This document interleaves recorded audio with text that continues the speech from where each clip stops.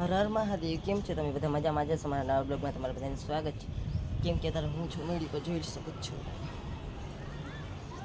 સમજો કેવો તડકો છે. આટલામાં બધી તડકો બહુ જ છે. હું તડકા થઈ ગયો છું. ઘોડી તડકાની ઊભી છે અહીંયા જોઈ ના ખરે એનું ઘર થાય ને હવે એનો માલિક આવશે એટલે ખોલીને વહી જશે. આમ જો આપણા સાહેબને તમે નવરાવ્યા છે એટલે જો હાવ સાનમુના બેઠા છે. ક્યાં બેઠા છે?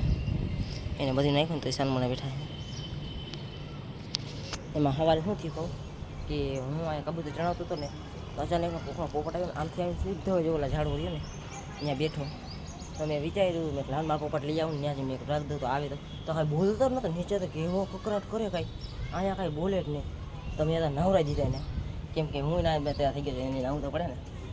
હાલ રાખલે પાછો એક પેટીનો વિડીયો છે ને, પેટીનો અડધો જ વિડીયો બનાવ્યો હતો પણ મેં પૂરો વિડીયો નથી બનાવ્યો. હાલ પાછો આખલે રવિવારે પેટી બનાવી જ છે નાનકડી એવી, તો એ પેટીએ તમને દેખાડી દઈશ.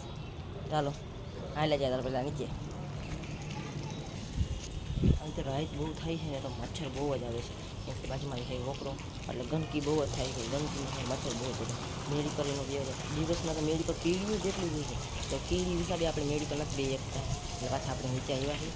કીડી આપણે 5 મિનિટ બેઠા તો કીડી ચોટી જાય શરીરમાં, અહીંયા બધી આવી જાય. એટલે આપણે નીચે ગયા. નીચે જોવું તમે ગંદકી કેવી છે આમ જો. હા પેલા આવતા કાઢવા, હવે કંઈ કાઢવા નથી આવતા. હા તો નાખ્યું ને તો અહીંયા જોડી થોડી તડકામાં હોય ને તો કાંઈ કાંઈ જોલા જેવો છાંયો બનાવી લે તો મસ્ત ન થઈ જાય કમ્પ્લીટ ને જોડી બિલ્ડિંગ. તમે ત્યાં હાલે તમે ખોડિયારમાં દર્શન કરી લેજો સવારમાં.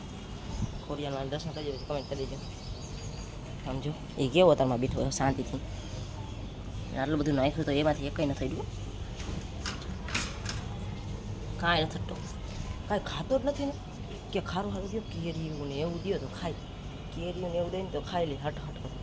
બીજું દે ને તો ખાઈ ઉડે જ નહીં. સારું સારું જ ખાવાવાળો છે કોઈ. એટલે એના માટે કંઈ કમેન્ટ કરી દેજો એને હું દેવાય નહીં. હા તો આજનો બ્લોગ અહીંયા લઈ મારે જવું છે કામે, તો પાછા બીજા બ્લોગમાં મળશે. હર હર મહાદેવ.